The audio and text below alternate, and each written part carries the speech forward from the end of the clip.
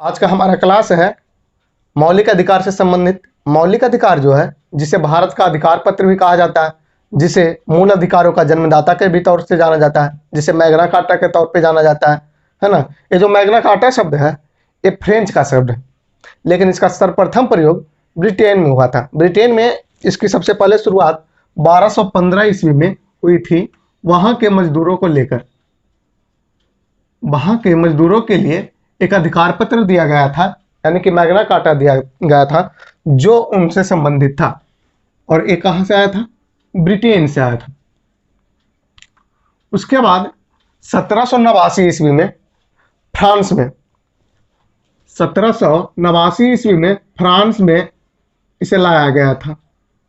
उसके बाद 1791 ईस्वी में अमेरिका के संविधान में मूल अधिकारों को जोड़ा गया था।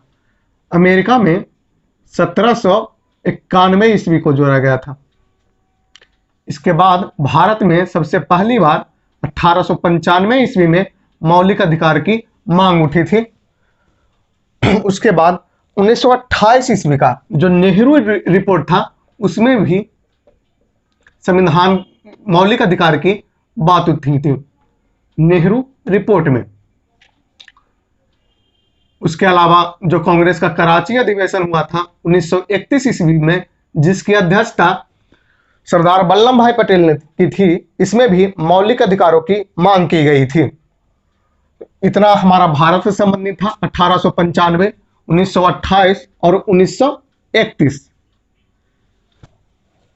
अब देख लेते हैं मौलिक अधिकार को लिया कहां से गया है। तो हमारा जो मौलिक अधिकार है, ये यूएसए के संविधान से लिया गया है, जिसे भाग 3 के अंतर्गत रखा गया है। यह अनुच्छेद 12 से 35 तक वर्णित है। अनुच्छेद 12 से 35 तक क्या है? ये वर्णित है। इसके अलावा देख लेते हैं अनुच्छेद 12।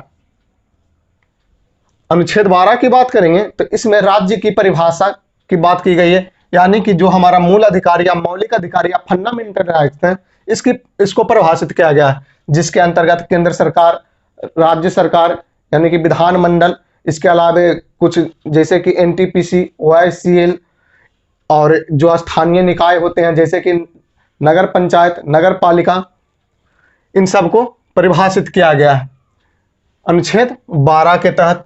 अनुच्छेद 13 की बात करेंगे तो इसमें न्यायिक पुनर्विलोकन की बात की गई है, यानी कि अगर विधायिका कोई ऐसा कानून बनाती है जो मौलिक अधिकार के विरुद्ध हो, या कार्यपालिका कोई ऐसा कानून लागू करती है जो मौलिक अधिकार के विरुद्ध हो, तो इनके लिए सुप्रीम कोर्ट या हाई कोर्ट में हम लोग याचिका दायर कर सकते हैं। यानी कि याचिका जो है किसमें दायर किया जा सकता है?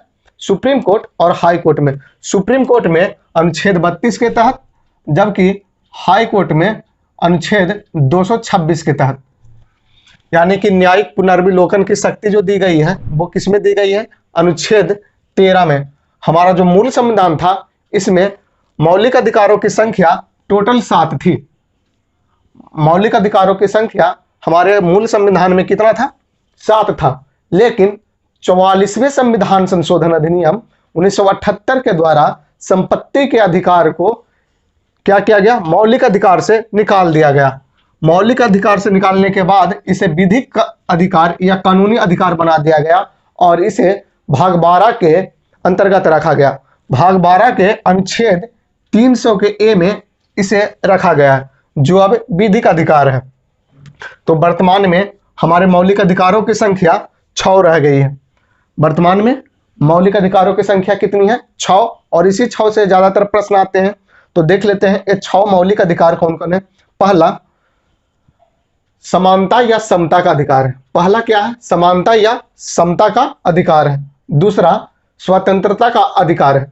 समानता या समता का जो अधिकार है वो अनुच्छेद 14 से 18 तक वर्णित किया गया है। अनुच्छेद 14 से 18 तक कौन सा है? समता या समानता का अधिकार। दूसरा, स्वतंत्रता का अधिकार, जो अनुच्छेद 19 से 22 तक वर्णित है। तीसरा, शोषण के विरुद्ध अधिकार, जो अनुच्छेद 23 और 24 में वर्णित है। शोषण के विरुद्ध अधिकार कितना में वर्णित है? 23 और 24 में। चौथा, धार्मिक स्वतंत्रता का अधिकार है जो अनुच्छेद 25 से 28 तक वर्णित है। धार्मिक स्वतंत्रता का अधिकार कितना में वर्णित है? अनुच्छेद 25 से 28 तक। पांचवा जो हमारा है वो है संस्कृति एवं शिक्षा संबंधी अधिकार। यह जो है अनुच्छेद 29 और 30 में वर्णित है। संस्कृति एवं शिक्षा संबंधी अधिकार कितना में है? 29 एवं 30 में। उसके बाद हमारा छठा जो अधिकार है वो है संवैधानिक उपचारों का अधिकार। यह अनुच्छेद 32 में वर्णित है। अनुच्छेद 32 में कौन वर्णित है? संवैधानिक उपचारों का अधिकार। इसे यानी 32 को, संवैधानिक उपचारों का अधिकार को डॉक्टर भीमराव अंबेडकर ने संविधान की आत्मा कहा है। इसे क्या कहा है? संविधान की आत्मा। किसने कहा है? तो भीमराव अंबेडकर ने कहा है। अगर संविधान की आत्मा ऐसे क्वेश्चन पूछता है तो उसका जवाब होता है प्रस्तावना। लेकिन जैसे ही जुड़ जाए कि भीमराव अंबेडकर ने किसे कहा है तो अनुच्छेद 32 यानी संवैधानिक उपचारों का अधिकार को। अब हम लोग देख लेते हैं अनुच्छेद 14 है ना, 14 से 18 जो हमारा पढ़ना था, समता या समानता का अधिकार। इसमें देख लेते हैं 14 में क्या बोला गया है? विधि के समक्ष समानता का अधिकार। 14 में क्या है? विधि के समक्ष समानता का अधिकार, यानी कि सबके लिए इस यहाँ पे कानून क्या है? बराबर है। यानी भारत में क्या है? विधि का शासन है। भारत में किसका शासन है? विधि का शासन है। यहाँ सभी को क्या है? समान अधिकार प्राप्त है ना। कोई यहाँ पे बड़ा छोटा नहीं है। अगर कोई जुर्म करता है वो लेडीज है या जेंट्स है, इससे कोई मतलब नहीं है। सबको क्या मिलेगा? समान अधिकार दिया जाएगा। यानी सब विधि के समक्ष क्या है? समान है। 15 में क्या है? अनुच्छेद 15 में बोलता है धर्म, मूल वंश, जाति, लिंग एवं जन्म स्थान के आधार पे किसी के साथ भेदभाव नहीं किया जाएगा, है ना। 15 क्या बोलता है कि किसी भी जाति, लिंग, जन्म स्थान या मूल वंश के आधार पर या किसी के धर्म के आधार पर उससे भेदभाव नहीं किया जा सकता है। ये हमारा कौन कहता है? 15 कहता है। उसके बाद देख लेते हैं अनुच्छेद 16। अनुच्छेद 16 की बात करेंगे तो इसमें बोला है लोक नियोजन में अवसर की समानता, है ना। क्या बोला है? लोक नियोजन। लोक नियोजन का मतलब कि सरकारी सेवाओं में, है ना, सभी को क्या मिलेगा? समान अवसर दिया जाएगा। सरकारी सेवाओं में सभी को समान अवसर कितना मिलेगा? अनुच्छेद 16 में। और इसी 16 के खंड 4 में बोला गया है कि ओबीसी को आरक्षण जो प्राप्त है सरकारी नौकरियों में, है ना, या पिछड़े वर्गों के लोगों के लिए सरकारी सेवाओं में जो आरक्षण प्राप्त है वो अनुच्छेद 16 के खंड 4 में वर्णित है। जो हमारा आरक्षण है वो 50% से ज्यादा किसी भी हालत में नहीं हो सकता है। अनुच्छेद 17 की बात कर लेते हैं। अनुच्छेद 17 में क्या बोला गया है? इसमें अस्पृश्यता या छुआछूत का अंत की बात किया गया है ना। यानी कि किसी भी व्यक्ति के साथ छुआछूत या छुआछूत का जो भावना था वो खत्म किया जाएगा। और इसके लिए संसद ने 1955 ईस्वी में अस्पृश्यता विरोधी अधिनियम लाया था, है ना। 1955 ईस्वी में संसद ने क्या किया था? छुआछूत को दूर करने के लिए अस्पृश्यता विरोधी अधिनियम लाया था, जिसका 1976 में नाम बदल दिया गया था और इसका नाम कर दिया गया था सिविल अधिकार संरक्षण अधिनियम। इसका नाम क्या क्या कर दिया गया था? सिविल अधिकार संरक्षण अधिनियम। अब देख लेते हैं अनुच्छेद 18। अनुच्छेद 18 में क्या है? उपाधियों का अंत। यानी कि हम अपनी उपाधियों का अंत कर सकते हैं, लेकिन छोड़ देंगे किसको? एक तो शिक्षा के क्षेत्र में जो उपाधि हमको मिला है, सैन्य के क्षेत्र में मिला है, भारत रत्न की बात कर लेंगे और पद्म विभूषण की बात कर लेंगे। इनको छोड़कर हम अपनी उपाधियों का क्या कर सकते हैं? अंत कर देते हैं।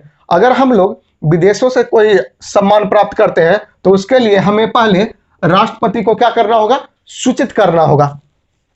अब देख लेते हैं अनुच्छेद 19 की बात करते हैं, है ना। हम लोग क्या करते हैं? अनुच्छेद 19 की बात करते हैं। 19 में क्या कहा गया? व्यक्तिगत स्वतंत्रता का उल्लेख किया गया। कितना में? 19 में। इसमें 19 के 1 की बात करेंगे अगर, तो इसमें क्या बोला गया है कि प्रत्येक व्यक्ति को 6 प्रकार के व्यक्तिगत स्वतंत्रता का अधिकार प्राप्त है ना। 19 में क्या है? व्यक्तिगत स्वतंत्रता का उल्लेख किया गया है और 19 के 1 में क्या कहा गया है कि प्रत्येक व्यक्ति को कितने व्यक्तिगत स्वतंत्रता अधिकार प्राप्त है, तो 6 प्रकार के। अब देख लेते हैं इसमें क्या क्या है वो 6 प्रकार, है ना। अनुच्छेद 19 के 1 के का में इसमें वाक एवं अभिव्यक्ति की स्वतंत्रता, है ना। इसमें क्या था, वाक्य एवं अभिव्यक्ति की स्वतंत्रता, यानी कि बोलने एवं विचार को अभिव्यक्त करने की स्वतंत्रता किसमें है, तो 19 के 1 के का में है ना। 19 के 1 के का में क्या है, वाक एवं अभिव्यक्ति की स्वतंत्रता, है ना। मीडिया को स्वतंत्रता जो दिया गया है ना। प्रेस की स्वतंत्रता, जो हमारी मीडिया दिन भर बचर बचर करती है, वो किसमें है, इसी में 19 के 1 के का में है। इसके अलावा जो है हम लोग आरटीआई करते हैं, वो भी किसमें है, इसी में है। इसके अलावा झंडा फहराने की स्वतंत्रता जो दिया जाए, लहराते हैं, यानी क्रिकेट ये सब मैच होता है तो हम लोग क्या करते हैं, झंडा लहराते हैं ना, तो उसकी चर्चा भी किसमें है, 19 के 1 के का में है ना। इसके अलावा मौन रहने की भी स्वतंत्रता किसमें है, इसी में है, ठीक है। उसके अलावा देख लेते हैं 19 के 1 के ख, इसमें क्या है, शांतिपूर्ण एवं बिना हथियार के सभा या प्रदर्शन करने की स्वतंत्रता, है ना। सबसे पहले तो हमको मिल गया क्या, बोलने की स्वतंत्रता, ठीक है, और अपने विचार को अभिव्यक्त करने की स्वतंत्रता। जब बोलने की स्वतंत्रता मिल गई और विचार करने की स्वतंत्रता मिल गई, है ना, तो अब क्या करेंगे हम लोग, बिना हथियार के शांतिपूर्ण तरीके से सभा या प्रदर्शन जो हम लोग करते हैं नौकरी के लिए या किसी भी चीज के लिए, जो शांति प्रदर्शन करते हैं, है ना, सरकार के विरुद्ध, यानी जो इनकी नीतियां होती हैं उनके खिलाफ करते हैं, तो वो किस में है, 19 के 1 के ख में वर्णित है। अब क्या है, उसके बाद संघ अथवा संगठन बनाने की स्वतंत्रता, ये 19 के 1 के ग में वर्णित है, ठीक है। फिर से देखते हैं हम लोग याद इसको किस माध्यम से कर सकते हैं। 19 के 1 के क में क्या है, वाक्य एवं अभिव्यक्ति की स्वतंत्रता, साथ ही प्रेस की स्वतंत्रता, है ना, आरटीआई, मौन और झंडा लहराने की स्वतंत्रता। इसके अलावा देख लेते हैं ख में क्या था, शांतिपूर्ण एवं बिना हथियार के सम्मेलन या प्रदर्शन करने की स्वतंत्रता। तीसरा में क्या था कि जब बिना हथियार के हम लोग क्या करेंगे, सभा या प्रदर्शन करेंगे, तो इसके बाद हमको संघ बनाने की जरूरत पड़ेगी, यानी संगठन बनाने की जरूरत पड़ेगी, नहीं तो हमारे जो प्रदर्शन होगा वो क्या होगा, कमजोर साबित हो जाएगा। तो इसके लिए संघ अथवा संगठन बनाने की जो स्वतंत्रता है वो किसमें है, 19 के 1 के ग में है। जब संघ और संगठन हम लोग बना लेंगे तो हम लोग को जगह जगह पे घूमना भी पड़ेगा, है। तो इसके लिए 19 के 1 के घ में है चर्चा किया हुआ कि बिना रोक टोक के चारों ओर घूमने की स्वतंत्रता प्रदान करता है। वो कौन करता है, 19 के 1 का घ।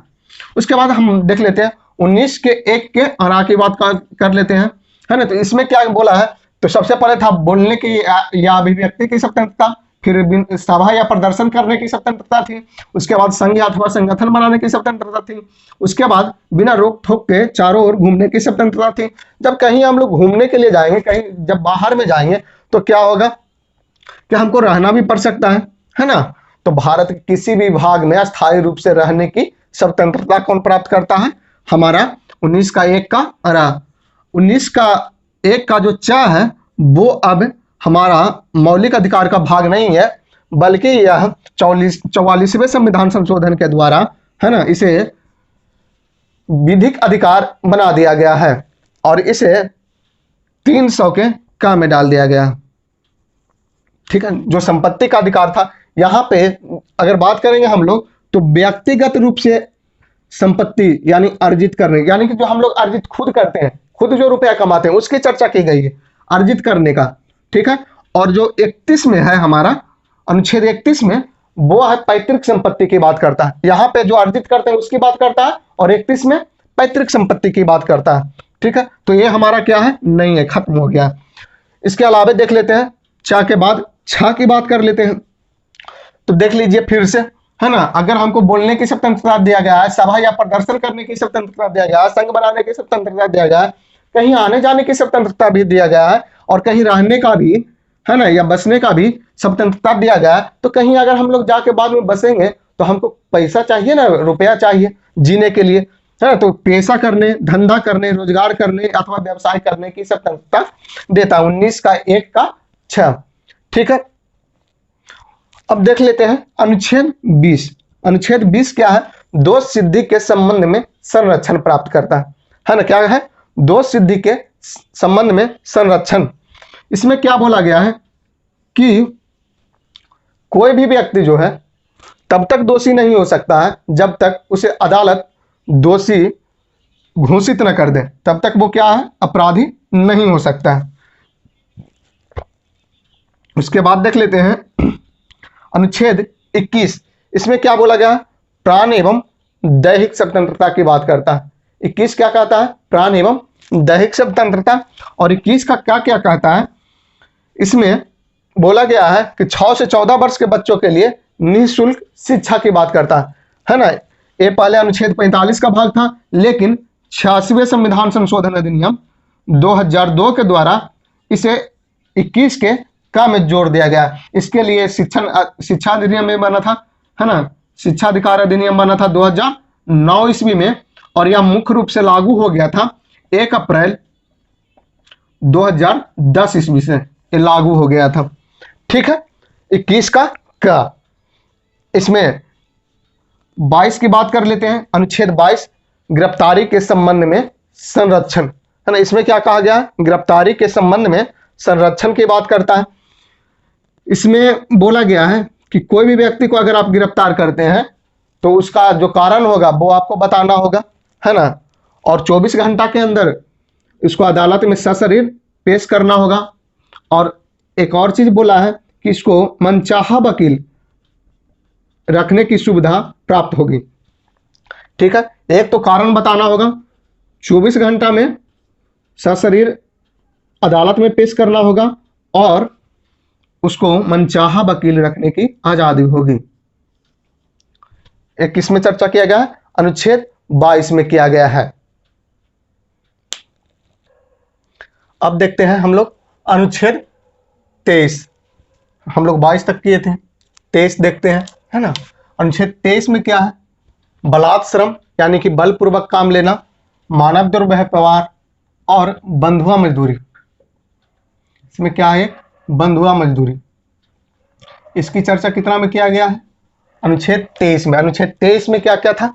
बलात् श्रम, है ना, यानी कि बलपूर्वक काम लेना, मानव दुर्व्यवहार और बंधुआ मजदूरी। इसका अंत करने की बात किया गया है अनुच्छेद 23 के तहत। 24 देख लेते हैं। 24 में क्या है?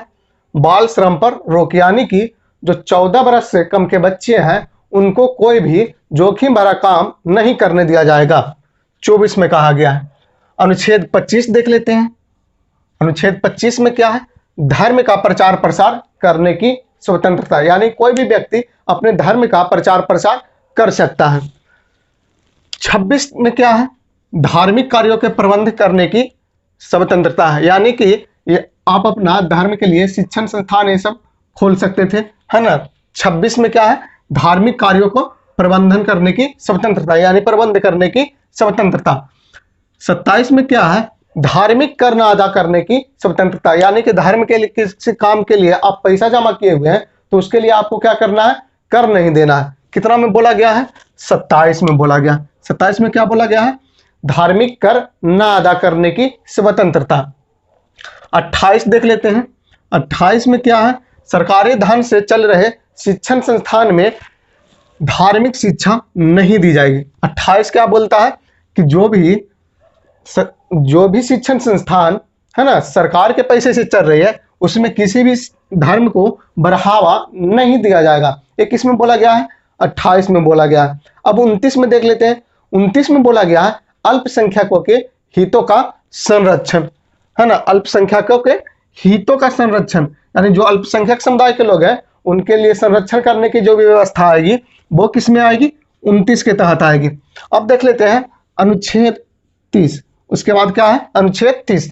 अनुच्छेद 30 में क्या है? अल्पसंख्यकों को शिक्षण संस्थान खोलने की अनुमति, यानी कि जो अल्पसंख्यक समुदाय के लोग हैं अगर वो जो जैसे कि बहुसंख्यक लोग हैं उनके बीच वो नहीं पढ़ पा रहे हैं सही तरीके से, तो वो खुद के लिए क्या करते हैं? शिक्षण संस्थान खोल सकते हैं। और जो शिक्षण संस्थान खोलेंगे उनमें उनके धर्म के लोगों के लिए 50% सीटें आरक्षित की जाएगी और शेष सभी के लिए 50% सीटें रहेगी। ठीक है, तो अनुच्छेद 30 से कहता है, अनुच्छेद 31 जो कि पैतृक संपत्ति यानी संपत्ति का अधिकार की बात करता था, पैतृक संपत्ति की बात करता था, है ना। एक तो 19 में था, है ना, 19 का जो भाग था उसमें था अर्जित संपत्ति और एक है पैतृक संपत्ति। तो पैतृक संपत्ति वाला कितना में था, 31 में। अब इसको कहाँ भेज दिया गया है, भाग 12 में, है ना। भाग 12 के अनुच्छेद 300 के क में इसे कानूनी अधिकार या विधिक अधिकार बना दिया गया है। ठीक है, अब देख लेते हैं 32, अनुच्छेद 32, है ना, सबसे महत्वपूर्ण है, जिसे संवैधानिक उपचारों का अधिकार बोला जाता है ना। यानी कि यही डॉक्टर वाला काम करेगा, रोगी को ठीक करने का उपाय करेगा। यानी कि अगर हमारे मौलिक अधिकारों का हनन हो रहा है, हमारा जो मौलिक अधिकार है उसका हनन हो रहा है, तो हम लोग क्या करेंगे, सुप्रीम कोर्ट के पास जाकर याचिका दायर कर सकते हैं, अनुच्छेद कितना के तहत, 32 के तहत, है ना। अनुच्छेद जो 32 है इसके तहत कहाँ हम लोग अपनी याचिका दायर कर सकते हैं, तो सुप्रीम कोर्ट में। इसका चर्चा करते हुए, विशेष वर्णन करते हुए भीमराव अम्बेडकर ने इसे संविधान की आत्मा एवं हृदय कहा था। ठीक है, संविधान की आत्मा एवं हृदय किसे कहा था, भीमराव अम्बेडकर ने, तो संवैधानिक उपचारों का अधिकार यानी कि अनुच्छेद 32 को। ऐसे अगर पूछे संविधान की आत्मा क्या है, तो वो है प्रस्तावना। लेकिन जब भीमराव अम्बेडकर जुड़ जाए तब क्या होगा, तब हो जाएगा अनुच्छेद 32 यानी संवैधानिक उपचारों का अधिकार। अब देख लेते हैं अनुच्छेद 32 के तहत सुप्रीम कोर्ट 5 प्रकार के रीट को जारी करता है ना। कितना प्रकार के, 5 प्रकार के रीट को जारी करता है कौन, सुप्रीम कोर्ट। कितने प्रकार के, 5 प्रकार के, अनुच्छेद 32 के तहत। और यही रीट अनुच्छेद 226 के तहत हाईकोर्ट भी जारी करता है ना। अनुच्छेद 226 के तहत कौन जारी करता है, हाईकोर्ट जारी करता है। ठीक है, वो अनुच्छेद है, वो अनुच्छेद बोल रहे हैं, वो जो रीट है वो क्या क्या है, पहला देख लेते हैं।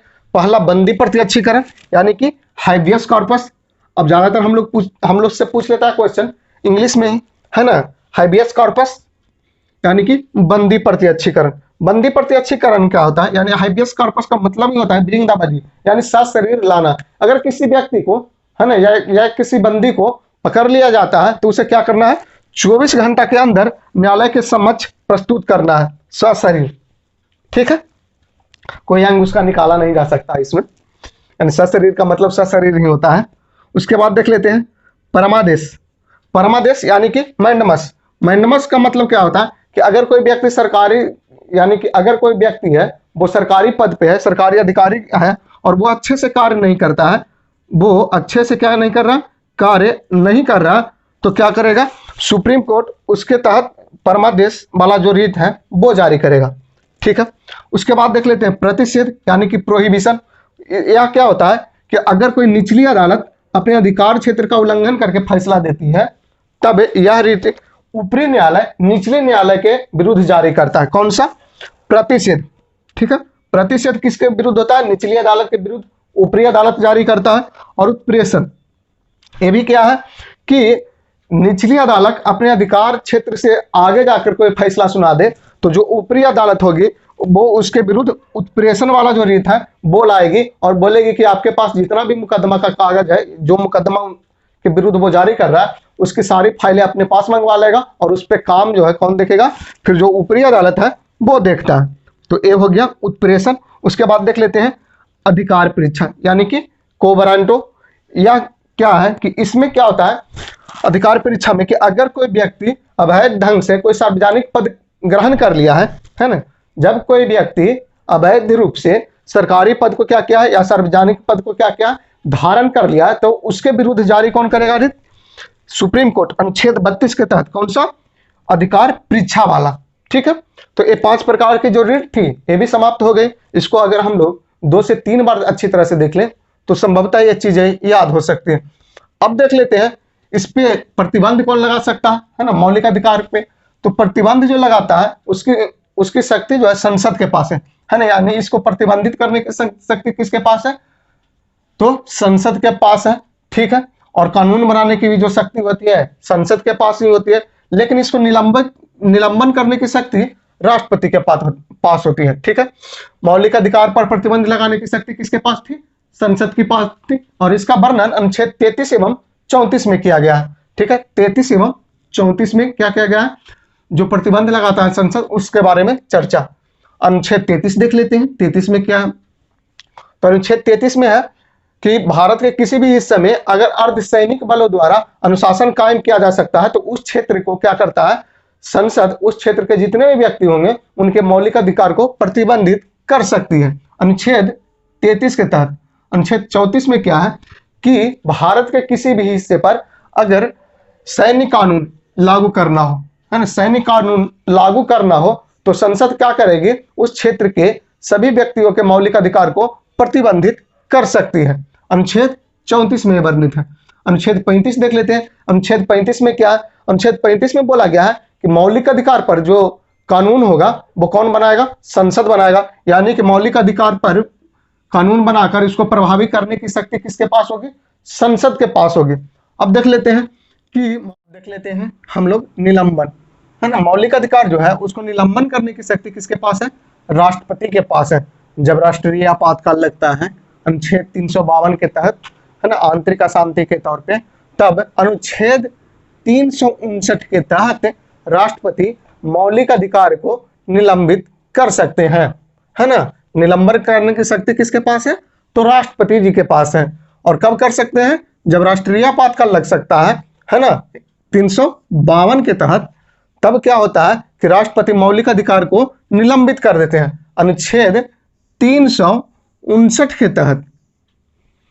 अब देख लेते हैं जब राष्ट्रीय आपातकाल लगता है तो उसमें जो अनुच्छेद 19 के 1 के तहत जो 6 प्रकार की स्वतंत्रता मिलती थी हमको, वो क्या होते हैं? स्वतः निलंबित हो जाते हैं, है ना। और इसकी चर्चा की गई है अनुच्छेद 358 में। अनुच्छेद 358 में क्या चर्चा किया गया है कि जो 9 के 1 में 6 प्रकार की स्वतंत्रता मिलते हैं वो राष्ट्रीय आपातकाल लगने के दौरान स्वतः निलंबित हो जाते हैं। अब देख लेते हैं, नोट कर लीजिएगा, यानी कि किसी भी परिस्थिति में अनुच्छेद 20 और अनुच्छेद 21 निलंबित अथवा प्रतिबंधित नहीं होगा। कौन कौन सा वो अनुच्छेद है जो निलंबित और प्रतिबंधित नहीं होगा? वो अनुच्छेद है अनुच्छेद 20 और 21। अब देख लेते हैं कि कौन कौन से जो मौलिक अधिकार के अनुच्छेद है वो सिर्फ भारतीयों के लिए है। तो वो अनुच्छेद है 15, 16, 19, 29 और 30। 15, 16, 19, 29 और 30 किनको मिलता है? सिर्फ भारतीयों को मिलता है ना। जबकि अनुच्छेद 14, 20, 21, 21 का 23, 24, 25 से 28 तक ये भारतीयों एवं विदेशी दोनों को मिलता है ना। एक किनको मिलता है? 14, 20, 21, 21 का 23, 24 और 25 से 28। एक किनको मिलते हैं? भारतीय और विदेशी नागरिकों दोनों को मिलते हैं।